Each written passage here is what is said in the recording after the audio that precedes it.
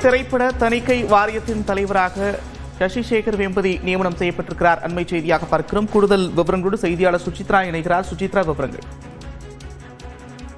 மத்திய திரைப்பட தணிக்கை வாரியத்தினுடைய தலைவராக தற்பொழுது சசிசேகர் வெம்பட்டி அதிகாரப்பூர்வமாக நியமனம் செய்யப்பட்டுள்ளார். குறிப்பாக இதற்கு முன்னதாக மத்திய அரசின் பிரசார் பாரதியினுடைய தலைவராக கடந்த 2017 முதல் 2022 ஆண்டு வரை அவர் பணியாற்றிய நிலையில் பல்வேறு பொறுப்புகளில் தூர்தர்ஷன் உள்ளிட்டவற்றிற்கான ஒரு நடவடிக்கைகளை அவர் மேற்கொண்டதை முக்கியமாக பார்க்கப்படுது. இந்த நிலையில்தான் சசிசேகர் வெம்பட்டி தற்பொழுது சிபிஎஃப்சியினுடைய புதிய தலைவராக நியமனம் செய்து மத்திய அரசாங்கம் அதிகாரப்பூர்வமாக ஒரு உத்தரவை பிறப்பித்துள்ளது மிக முக்கியமாக பார்க்கப்படுகிறது.